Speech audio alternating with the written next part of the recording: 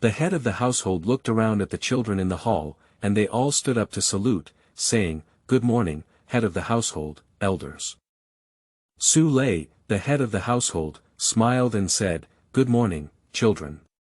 Then Su Lei gestured for the children to sit down and said seriously, "Today is the day for you to test your spiritual roots, and it is the moment that determines whether you can embark on the path of cultivating immortality."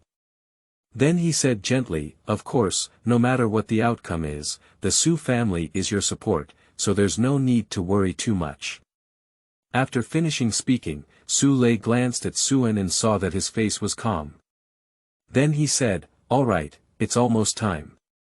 Go to the Lord's mansion." A carriage had already been prepared in front of the Su family gate.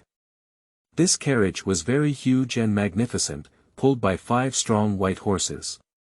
The head of the family and 4 elders were the first to enter the carriage, with several children following closely behind, while Su Lo also followed his brother into the carriage. In no time, the Su family carriage arrived at the entrance of the Lord's mansion. It was already a sea of people, with over 1,000 children waiting outside with their parents. Fortunately, several major family carriages were specially prepared in front of the Lord's mansion to enter. Su Lu pulled open the curtain and looked out of the carriage. Seeing that there were people outside, he felt extremely excited and turned to his brother, saying, "Brother, there are so many people outside." Suan smiled and touched his sister's head, but did not respond. Perhaps it was the importance of measuring the spirit root. The few children in the car had no words, and Suan was also extremely nervous. Only Su Lu, who did not need to measure the spirit root, had this feeling. The carriage of the Su family slowly entered the Lord's mansion, and the crowd waiting outside the Lord's mansion was also attracted to their attention. The noisy sound gradually quieted down. It wasn't until the carriage completely entered the gate that the crowd resumed their noise. Entering the Lord's mansion, the Su family got off the carriage one after another, and Suan and the other children's suppressed emotions also felt a little relieved. As Suan was looking around at the massive Lord's mansion, a boy next to him said to Suan, "Shaoan, this Lord's mansion is actually much larger than our Su family." Swan turned to look at the person and saw that it was Su Mingi, the youngest grandson of the second elder. He is only 2 months older than Suan, but he has been strong since childhood, with a head half taller than Suan and skin slightly darker than the child beside him. Swan said, "Yes, after all, the Lord's mansion is the storefront of Black Rock City, so it must be the largest." Su Mingi said disapprovingly, "Our Su family is the wealthiest in Haiyan City. If we want to build a house, it will definitely be bigger than the Lord's mansion."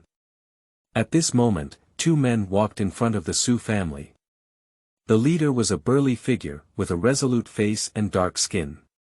He was dressed in a black and gold patterned powerful suit, demonstrating his majestic aura. Don't think too much, this person was the Lord of Black Rock City, the strongest person in Black Rock City. Long Yuan, who was the 9th peak cultivation of building a foundation. And the one behind the Lord, with a slender figure, a handsome face, elegant and easy-going, dressed in white clothes, holding a folding fan, and a graceful young master's image, is the famous strategist of the Lord's mansion. Chen Liang. The head of the Su family and the elders bowed as they walked towards each other, and the children of the Su family also bowed with the elders. The city lord also bowed back with fists clasped in his hands. Only the strategist remained motionless, just smiling at the Su family members. Suan looked up and saw this person's behavior, feeling somewhat uneasy. But the elders of the Su family and the city lord seemed to have not seen Chen Liang. The Su family leader took a step forward and said to the city lord, "The dragon city lord is still so handsome and powerful, with an extraordinary aura. It makes people tremble from a distance." The lord of the city laughed heartily upon hearing the words of the head of the Su family and said, "Ha ha ha, the head of the Su family is exaggerating. Your Su family is the economic pillar of my Black Rock City.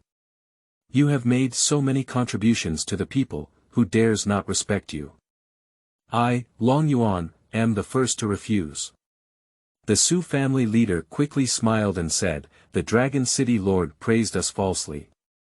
These are all things that our Sioux family should do. As for being bullied, it's not a problem to protect our own family. Thank you very much, Lord." Swan always felt strange listening to the conversation between the two behind her, not like usual polite words, but she was not sure what was wrong. Chapter 2. Immortals Arrive. You are listening at Novel Full.audio. De co lois ara trong quatrin lay text. Chapter 3. A Generation of Heavenly Pride. You are listening at Novel Full.audio. De co lois ara trong quatrin lay text. Chapter 4. Natural and Reasonable. You are listening at Novel Full.audio. De co lois ara trong quatrin lay text. Chapter 5. Crisis. You are listening at Novel Full.audio. De co lois ara trong quatrin lay text. Chapter 6. Gaming, 1. You are listening at Novel Full.audio. De co lois ara trong quatrin lay text. Chapter 7. Gaming, 2. You are listening at Novel Full.audio. De co lois ara trong quatrin lay text. Chapter 8. Gaming, 3. You are listening at Novel Full.audio. De co lois ara trong quatrin lay text. Chapter 9. The End of the Sioux Family.